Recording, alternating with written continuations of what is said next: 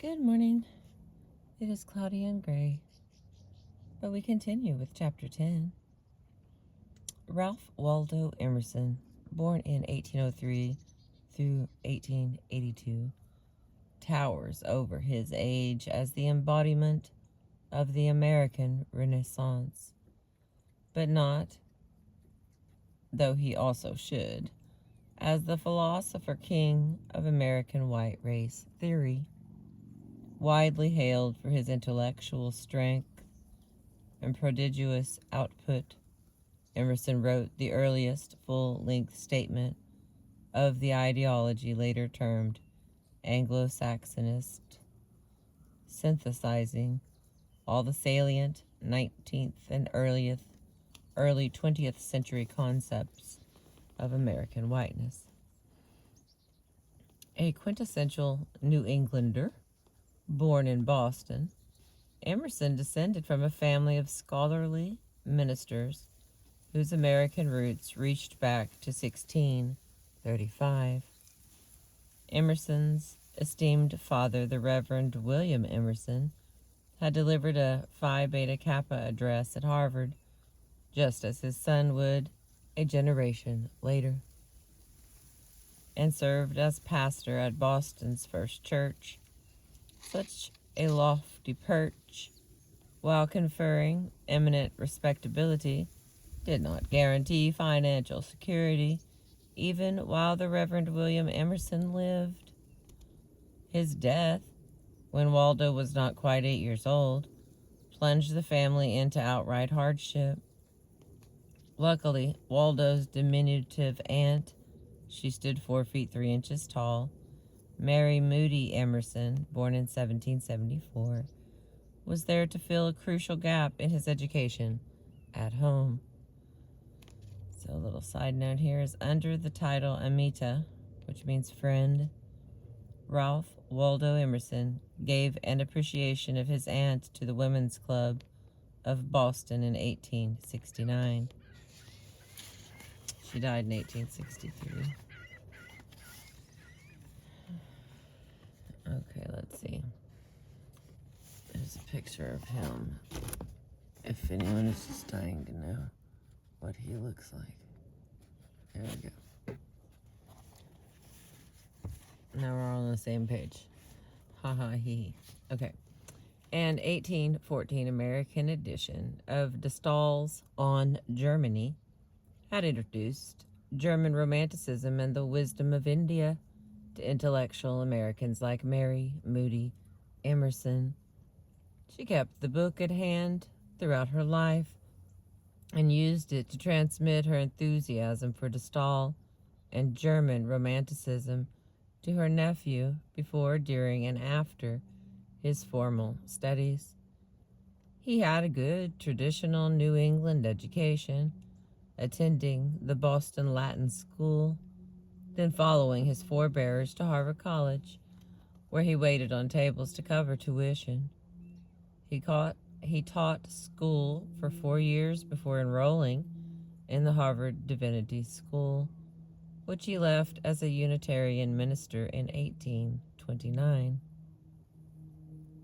That same year, he married Ellen Louisa Tucker and became minister of Boston's Second Church.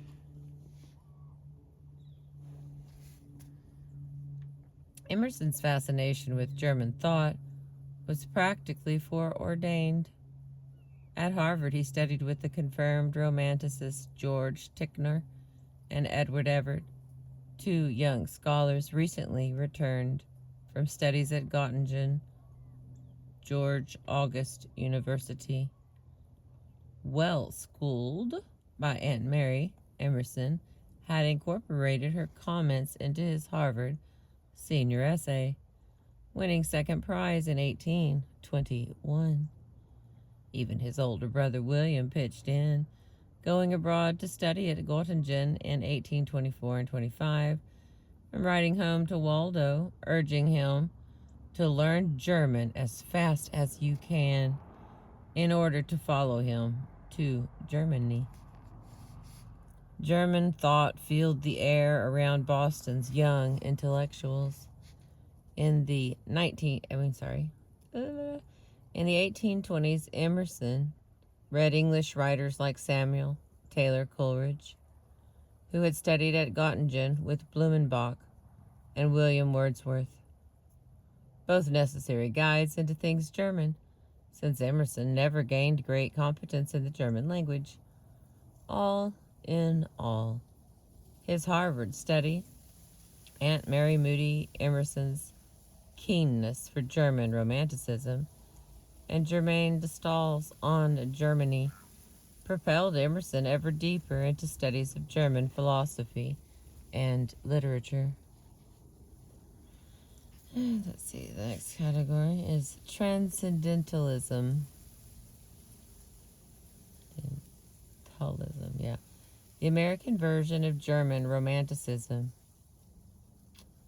a la Kant, Fichte, Goethe, and the Schlegel brothers, flourished in New England, particularly in eastern Massachusetts from the mid-1830s into the 1840s.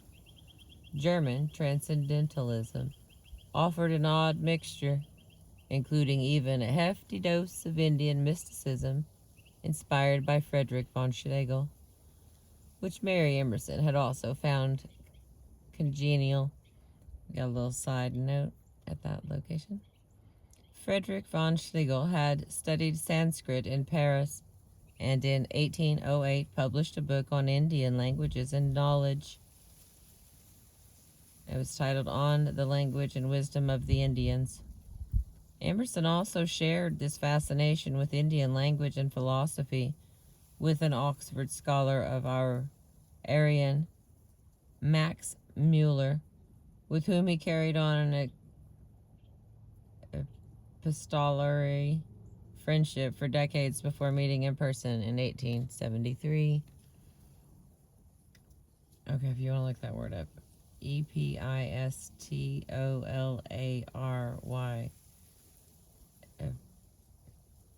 Epistolary. Okay, doesn't matter. Okay, we continue. In place of established Christian religion, particularly then prevailing Unitarianism, Transcendentalism offered a set of romantic notions about nature, intuition, genius, individualism, the workings of the spirit, and especially the character of religious conviction. At bottom, it prized intuition over study and emphasized the idea of an indwelling God who unified all creation. Guided by Aunt Mary, Emerson borrowed Transcendentalism's focus on nature as a spiritual force for his essay, Nature, in 1836, now considered the Transcendentalists' Manifesto. Got a side note on that. Henry Hedge, an original Transcendentalist and longtime Emerson familiar, had also studied in Germany. Most leading New England Transcendentalists had attended Harvard College, and many had continued into Harvard's Divinity School, preparing for the Unitarian ministry. Emerson fits the mold perfectly in several ways, as a minister and as one who resigned his pulpit after a crisis of faith. Even after leaving the ministry, however, Emerson remained intrigued throughout his life by the religious dimension of Transcendentalism. In his book Nature, or his writing, I don't know that it's a book, he announces American Transcendentalism as a new way of conceiving spirituality, amplified 2 years later in his classic Divinity School address. All right, we got a side note here.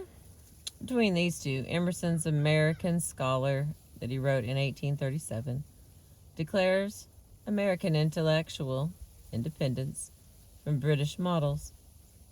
American intellectual independence was not entirely complete, for in Transcendentalism, Germans replaced the discarded British.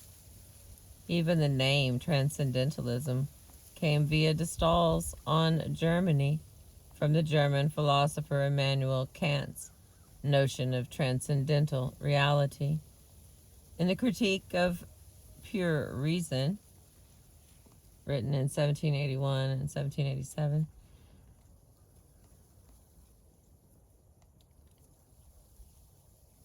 I don't feel like that was extremely helpful, but if we want to look something up, it looks like Critique of Pure Reason. We might get some hidden gems in that. Excuse me. With this German-driven transcendental swirl, one man, an Englishman, stood tallest. He was Thomas Carlyle, born in 1795. A reedy, stooped 6-footer and a lifelong hypochondriac, Carlyle was usually half sick with a cold. The 24-year-old Emerson, also tall and thin and hypochondriac, discovered Carlyle's unsigned reviews in the Edinburgh Review and the Foreign Review in 1827, and began to hail the British author as his Germanic New Light writer, as well as, perhaps now, the best thinker of the Saxon race. Clearly, Carlyle's take on German mysticism would lay the foundation for American transcendentalism. Actually, Carlyle was, geographically speaking, just barely a thinker of the Saxon race, having been born in Scotland in the little town of Ecclefechan, 8 miles from the English border. Ecclefechan lies midway between Lockerbie, where Pan Am Flight 103 went down in 1988, killing 270 people, and Gretna Green, on the border between Scotland and England, well south of Glasgow.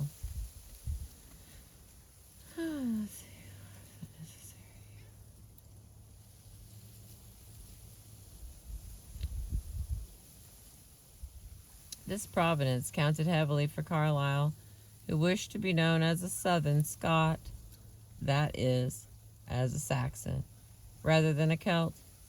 The Northern Scots, to his mind, being the latter and therefore, as we have seen in this mindset, inferior.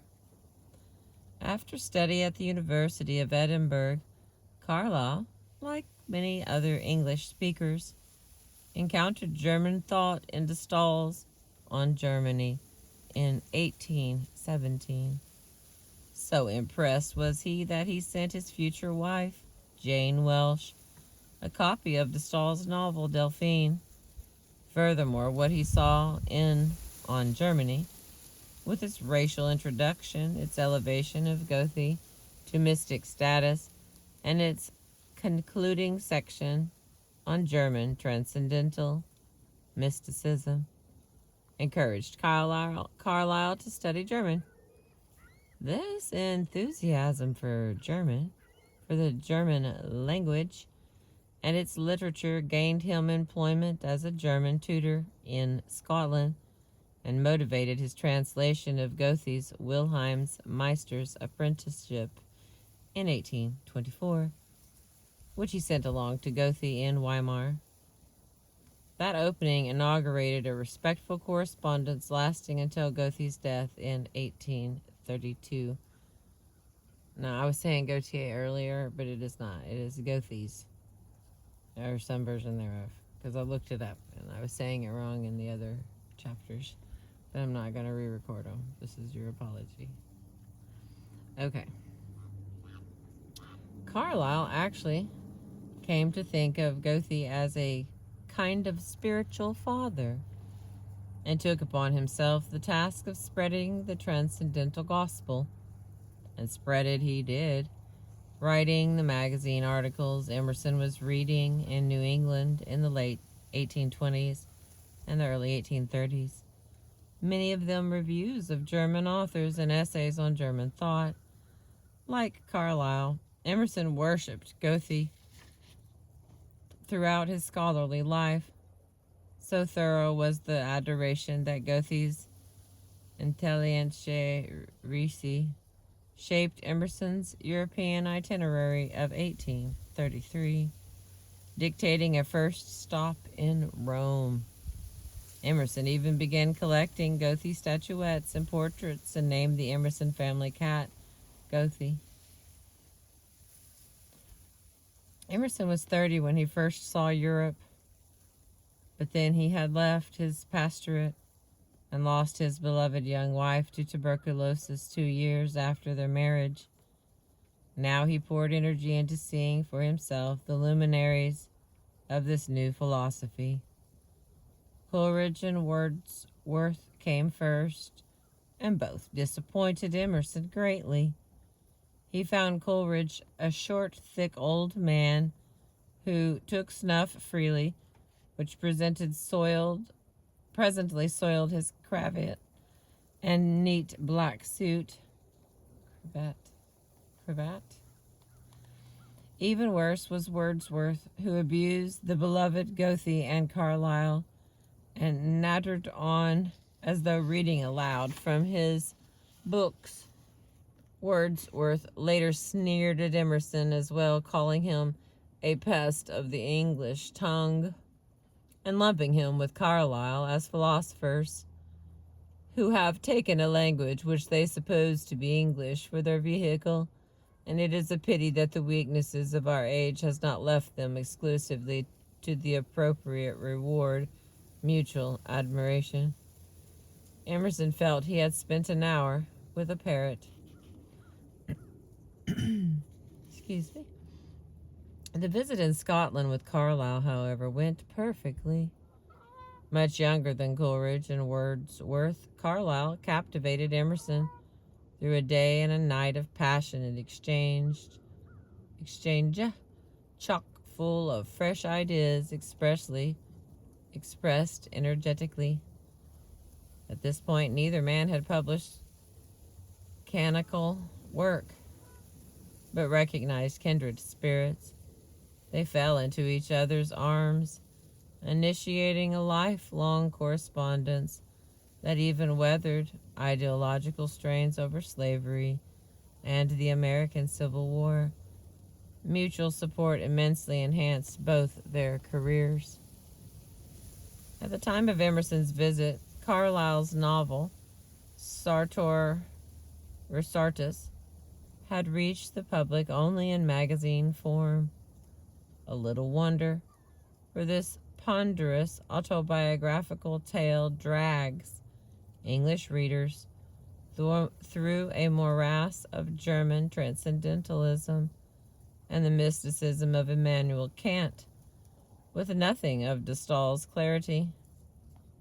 Carlyle's novel is clotted with German, making it hard to sell in Britain.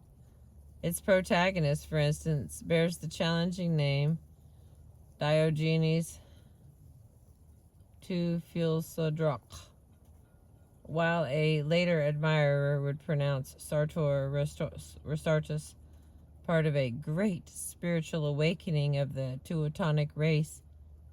At the time, only 2 readers that we know of lauded its magazine publication: a Father O'Shea of Cork, Ireland, and Ralph Waldo Emerson.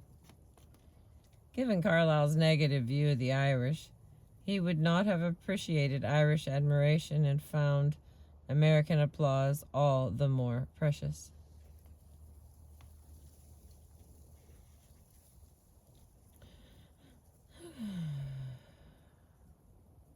In fact, without Emerson's tireless promotion, Carlyle's writing career might have ended there. But Emerson took Carlyle's novel in hand, shepherding an American edition into print and contributing a preface. With his help, the thumping, clamorous, and obscure style of Sartor Resartus electrified the Americans, becoming known as transcendentalists. Theodore Parker spoke admiringly admiringly of a German epidemic, and William Ellery Channing experienced it as a quickener of his own ideas. Thanks to Emerson, an American edition of Carlyle's French Revolution soon followed. The first money, £50, that Carlyle ever earned through his writing came from Emerson, acting as Carlyle's agent in the United States over the course of several years. Indeed, Emerson made Carlyle more popular by far in America than he had ever been in Great Britain. Carlyle returned the favor, launching Emerson's career in the United Kingdom, and with the 1841 publication of Essays. Carlyle's advocacy had a number of English critics calling Emerson a Yankee genius, a sterling compliment since genius offered the Romantics' highest form of praise.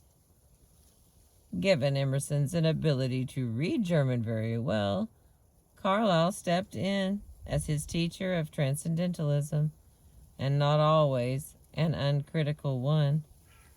Early in their friendship, Carlyle recognized the derivative nature of Emerson's thought, explaining later that Emerson had in the first instance taken his system out of Sartor, the other of Carlyle's writings, but he worked it out in a way of his own.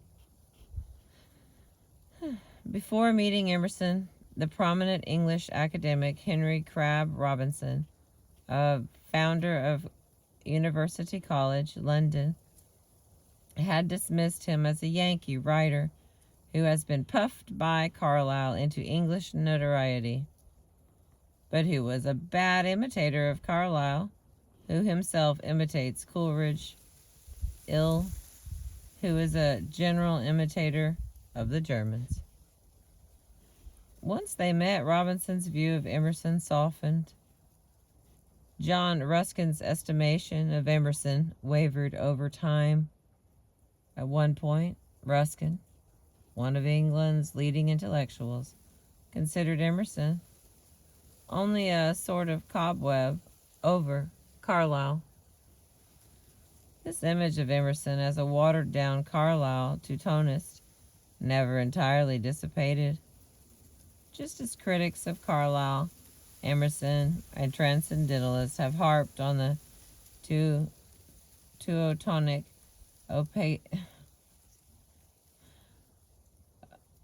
opacity of their style, Southern critics perhaps naturally amplified these charges by tacking on an anti-New England, anti-slavery twist. As the American sectional crisis deepened in the 1850s, and Emerson spoke more pointedly against slavery and the slave power, a Southern animus against him grew. A reviewer in the Southern Literary Messenger found Emerson's style affectedly, studiously, and elaborately involved and obscure. Emerson's observations were not apples of gold set in pictures of silver, but rather like pearls embedded in a mud hole. Wow, that was a little harsh. On the other hand, Americans adored Carlyle's emphatic writing style and his apparent, if vague, sympathy for ordinary people and a disdain for the elite. Even Garrisonian abolitionists and feminists who advocated civil rights for all. Are you doing okay, ma'am? Are you doing okay? Yes, thank you very much. Okay. I'm just reading books. And I caught one fish down there. It's just too cold to be out there today. It is. But everything's okay? Oh yeah, we're real good. All Thank right. you. Good to see you.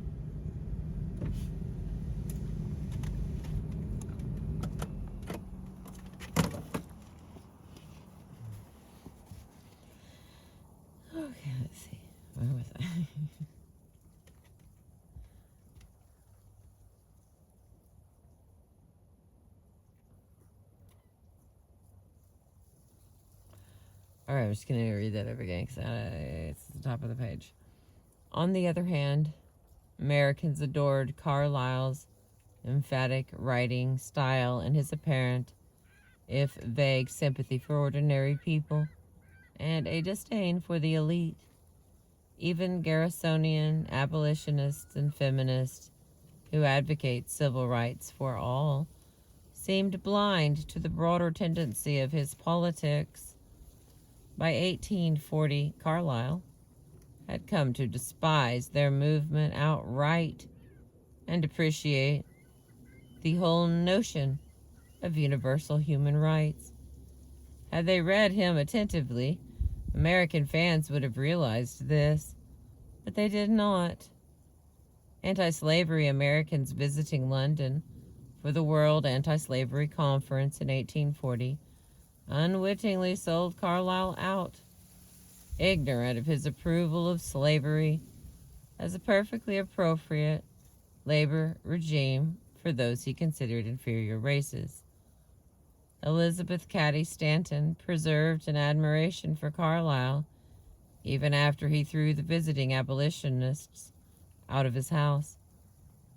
In the late 1860s, when abolitionists were splitting over the enfranchisement of poor black men before educated white women got the vote, Stanton turned into a mean-spirited Saxon chauvinist, more in line with Carlyle's thought.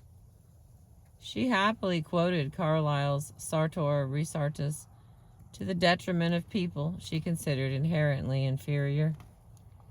One notion guiding both Carlyle and Emerson, and supposedly liberal Americans like Stanton, was their heroic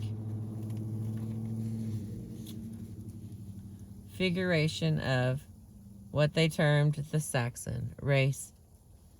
Many other Americans, including Thomas Jefferson, the novelist Harriet Beecher Stowe, and Sarah Josepha Hale, editor of the most popular 19th century American women's magazine, proclaimed themselves Saxons. Most of these just briefly and easily looked back to our Saxon ancestors before moving on, but Emerson dedicated an entire book to the subject, as we shall see.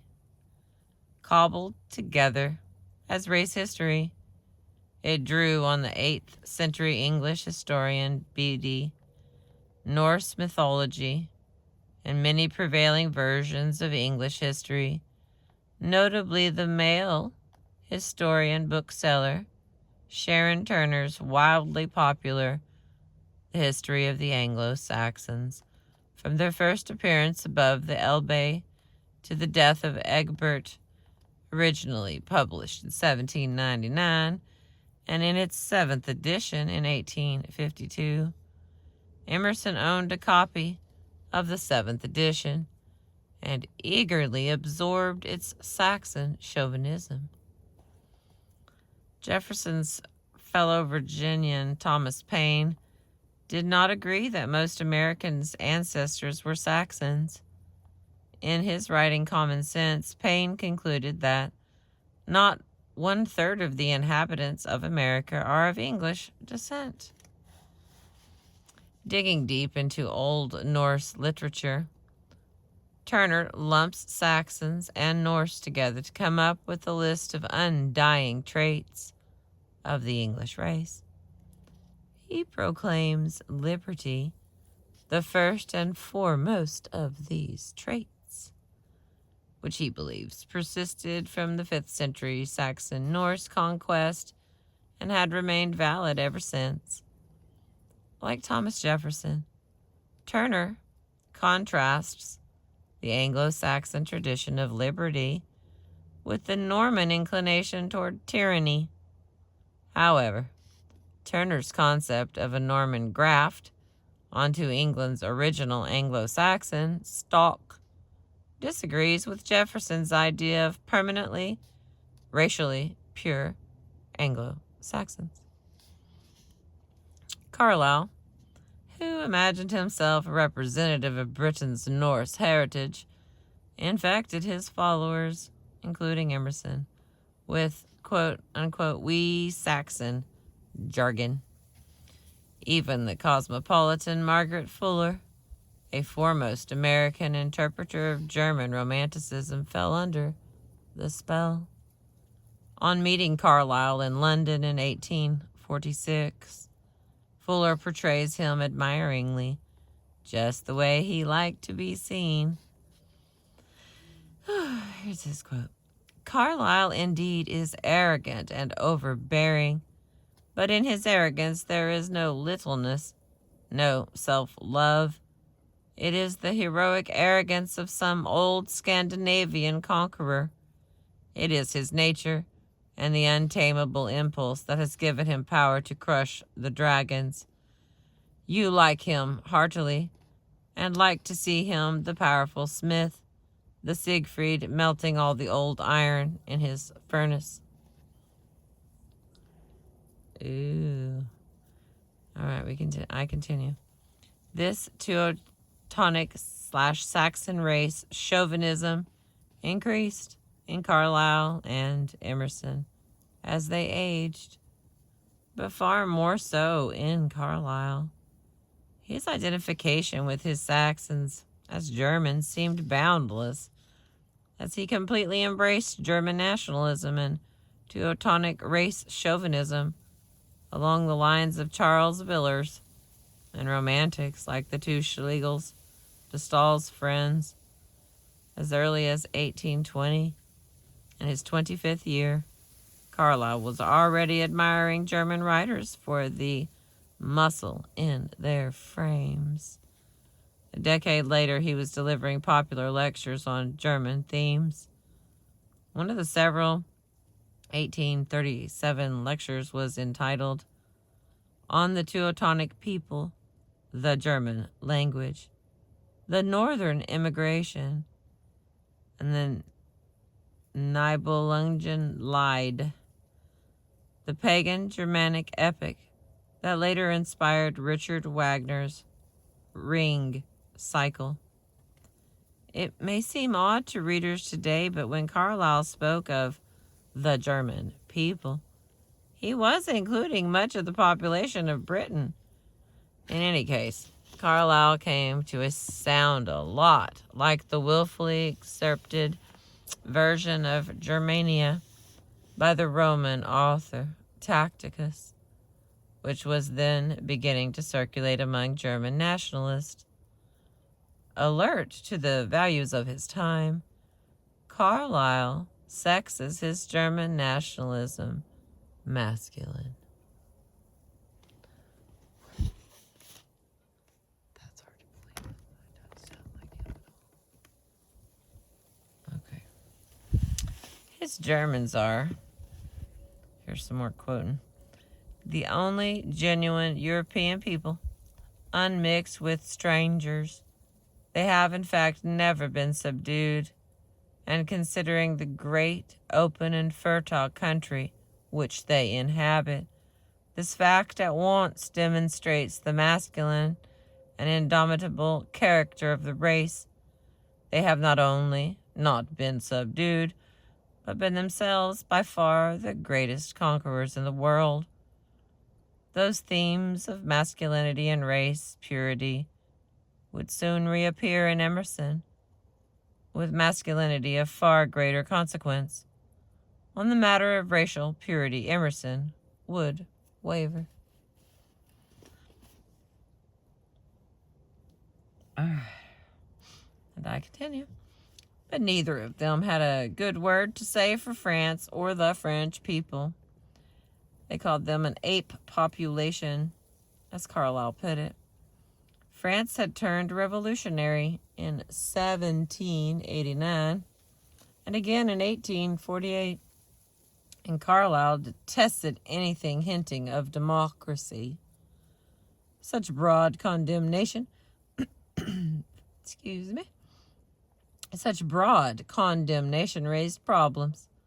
What was one to make of the viral French Norman conquerors? Carlyle finessed that contradiction by pronouncing Normans to be Norsemen, who had merely learned to speak French. Obviously for him, the change of language had not altered their blood, their basic nature, or their manly might. The Norman conquest had clearly benefited Britain, entering with a strong man, William the Conqueror, an immense volunteer police force, united, disciplined, feudally regimented, ready for action, strong Teutonic men. All of this went quite a bit over the top, but American readers loved it. Carlyle might have trashed the French more lustily, but Emerson, he did his bit. In 1835, lecture shows just how far Emerson would go. Here's permanent traits of the English national genius. Begins by connecting Americans to the English. Here's some more quotes. The inhabitants of the United States, especially of the northern portion, are descended from the people of England and have inherited the traits of their national character. As for the French, their early enemies may be trusted when they hold. It is common with the Franks to break their faith and laugh at it. The race of Franks is faithless, a union of laughter and crime, of deceit and politeness, is the unfavorable picture of the French character, as drawn by the English and Germans and even by the French themselves. The unmanly vices of frivolity, corruption, the lack of practical know-how, all afflicted the French. How else to view a people who invented the ruffle, while it took the English to invent the shirt? Oh. After his trip to France in 1848, Emerson admitted that the French had some masculinity, but throughout his life his basic inclination was francophobic. Francophobic? Seriously? That's a thing? That is a thing. For Manly practically look to the English race for the childish, singing and dancing nations. Look south.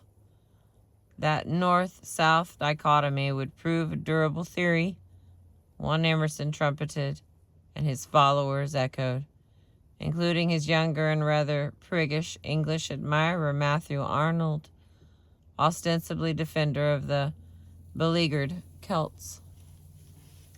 Emerson and Carlyle outlined the transatlantic realm of Saxondom, also taken up by Arnold, among many others.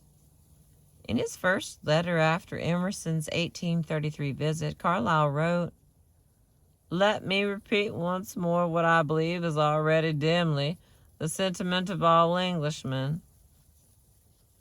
Cis-oceanic and transoceanic, and we and you are not two countries, and cannot for the life of us be, but only two parishes of one country, with such wholesome parish hospitalities and dirty temporal parish feuds as we see, both of which brave parishes vivant.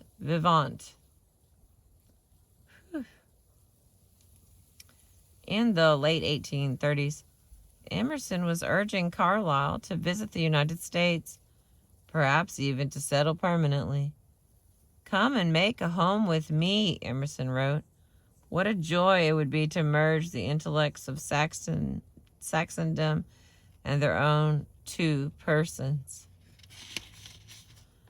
This rhetoric of bonding seemed to have no ceiling. In 1841, Carlyle, following Goethe's infatuation with the ancient Greeks, wrote, "By and by we shall visibly be what I always say we virtually are, members of neighboring parishes, paying continual visits to one another. What is to hinder huge London from being too universal Saxondom? What small Michael was to the tribes of Greece? A meeting of all the English ought to be as good as one of all the Ionians." And Emerson agreed.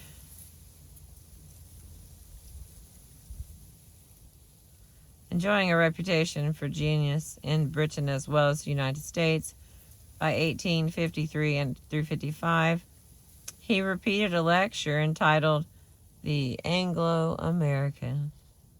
He might well have been speaking autobiographically in his comments on the godly and grand British race.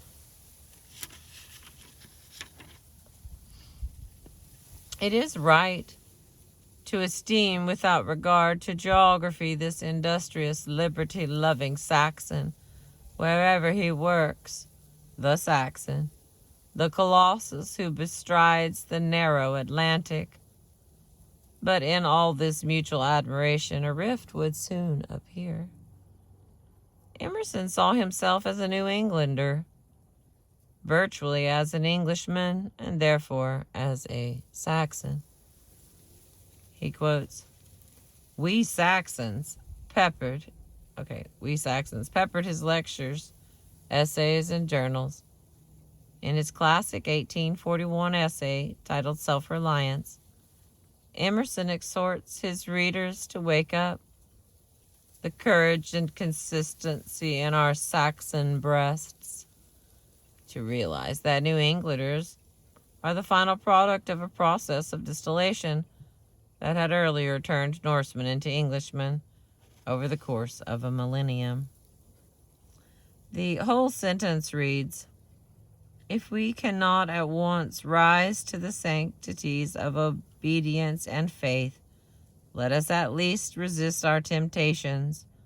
Let us enter into the state of war and wake Thor and Woden. Courage and consistency in our Saxon breasts."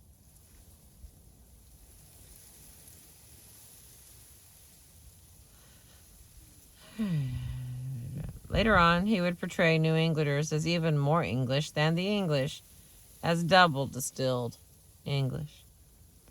Carlyle would not go that far. For all his Germanicism, Carlyle saw London as the natural capital of Saxondom, for the present and foreseeable future.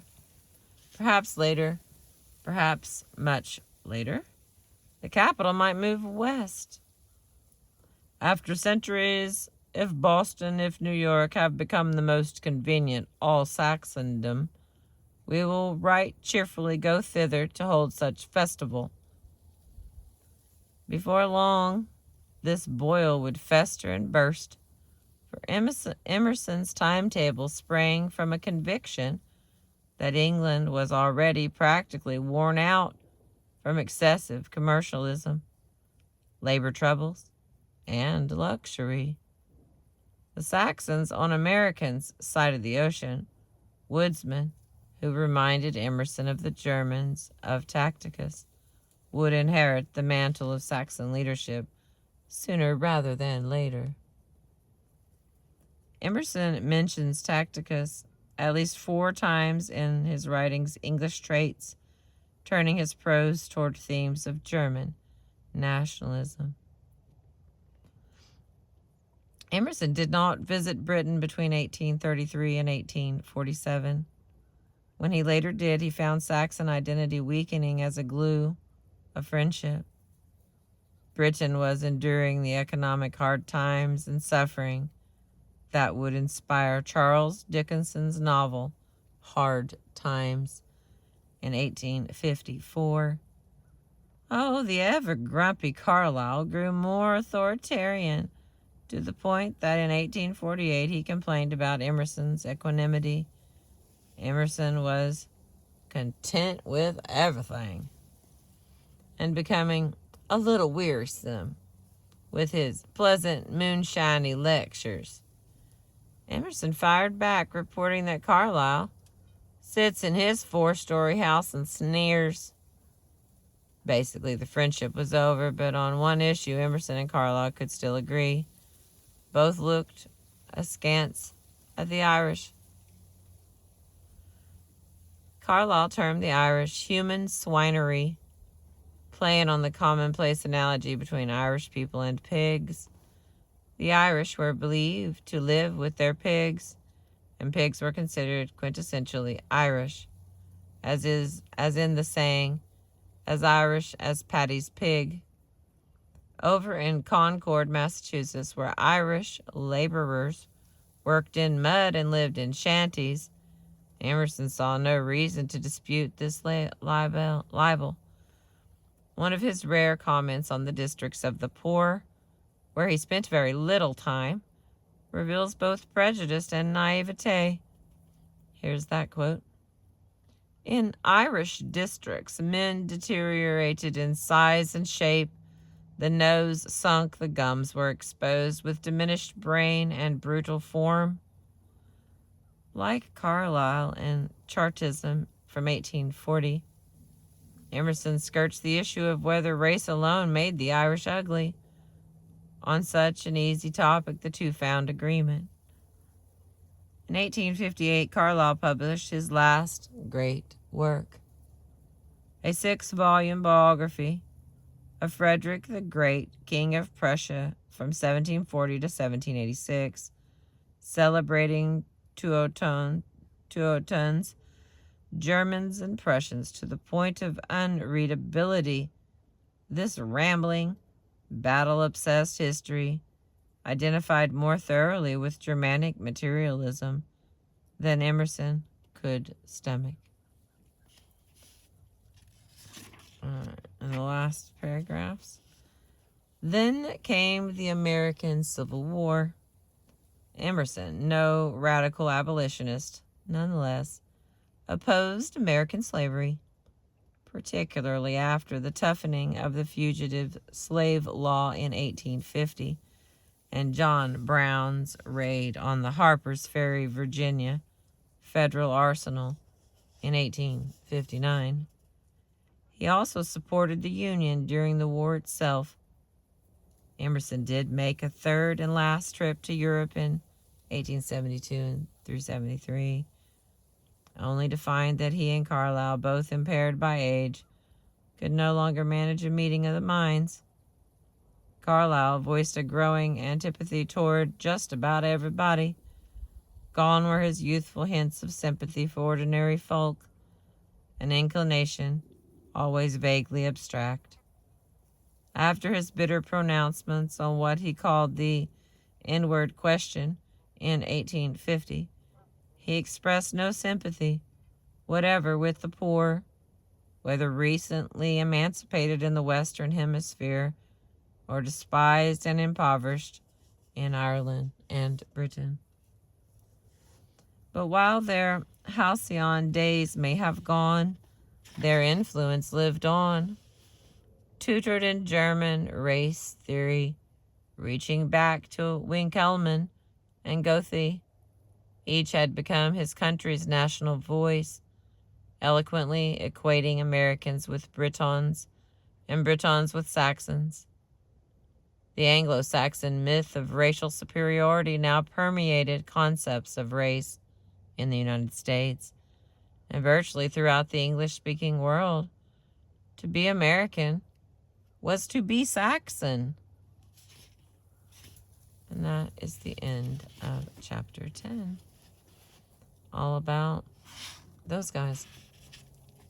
Thank you for being with me. I appreciate you letting me read to you. A little mist has come in, so What a nice time to be here.